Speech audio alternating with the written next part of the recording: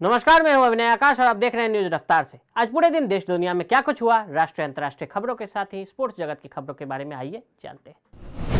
केंद्रीय वित्त मंत्री निर्मला सीतारमण ने बजट के बाद हितधारकों के साथ बातचीत के बाद मीडिया कर्मियों से बात करते हुए अडानी संकट पर प्रतिक्रिया व्यक्त की। अडानी एंटरप्राइजेज लिमिटेड ने अचानक ही 20,000 करोड़ रुपए के एफपीओ को वापस लेने का फैसला किया। उन्होंने कहा कि अडानी एंटरप्राइजेज के FPO follow on public offer को वापस लेने से देश के मैक्रो इकोनॉमिक फंड में कोई भी प्रतिष्ठा में कोई भी प्रभाव नहीं पड़ेगा। दिल्ली शराब घोटाला को लेकर हंगामा मचा है। आबकारी नीति घोटाले में प्रवर्तन निदेशालय द्वारा दायर चार्जशीट में अरविंद केजरीवाल का नाम सामने आने के कुछ ही दिनों बाद भारतीय जनता पार्टी ने दिल्ली में आम आदमी पार्टी के मुख्यालय के बाहर बड़े पैमाने पर विरोध प्रदर्शन किया और केजरीवाल के पद से इस्तीफे की मांग की। आप मुख्यालय के विजुअल्स में भाजपा समर्थकों को केजरीवाल चोर है जैसे नारे लगाते हुए दिखाया गया है। सरकार ने शीर्ष अदालत में 5 नए न्यायाधीशों की नियुक्ति की उच्चतम न्यायालय कॉलेजियम की सिफारिश को मंजूरी दे दी है। 13 दिसंबर को भारत के मुख्य न्यायाधीश डीवाई चंद्रचूड़ की अध्यक्षता वाले सुप्रीम कोर्ट कॉलेजियम ने न्यायमूर्ति पंकज मित्तल राजस्थान उच्च न्यायालय के मुख्य न्यायाधीश, न्यायमूर्ति संजय करोल पटना उच्च न्यायालय के मुख्य न्यायाधीश, न्यायमूर्ति पीवी संजय कुमार मणिपुर उच्च न्यायालय के मुख्य न्यायाधीश, न्यायमूर्ति एहसानुद्दीन अमानुल्लाह न्यायाधीश पटना उच्च न्यायालय और न्यायमूर्ति मनोज मिश्रा न्यायाधीश इलाहाबाद उच्च न्यायालय की नियुक्ति की अनुशंसा की थी। विजय संकल्प रैली में केंद्रीय गृह मंत्री अमित शाह ने झारखंड सरकार पर जमकर निशाना साधा है।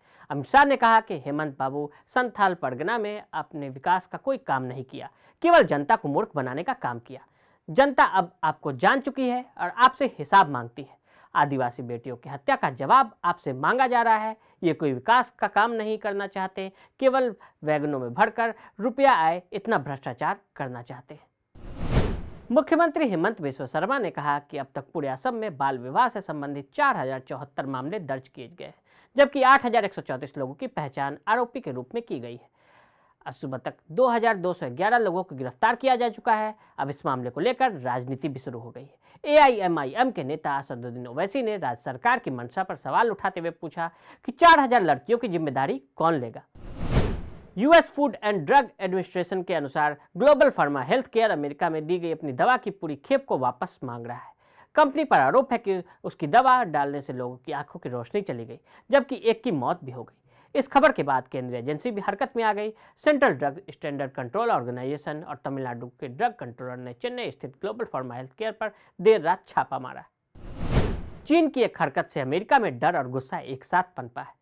इस हरकत से अमेरिका में तनाव की स्थिति शुरू हो गई। दरअसल एक मीडिया रिपोर्ट के मुताबिक पेंटागन ने कहा कि एक चीनी जासूसी गुब्बारे को ट्रैक किया गया है।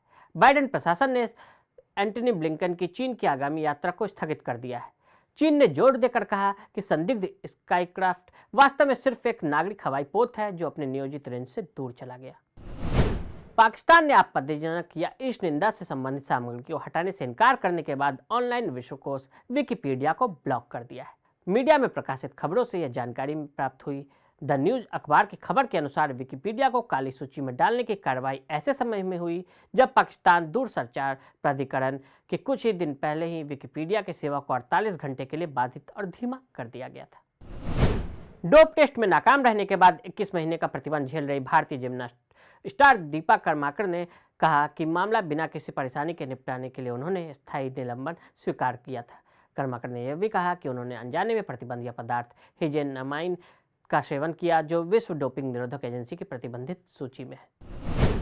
अभिनेता शाहरुख खान का कहना है कि बॉक्स ऑफिस पर पठान को मिल रही जबरदस्त सफलता का दौर अभी भी जारी है और वो इसका भरपूर आनंद उठा रहे हैं।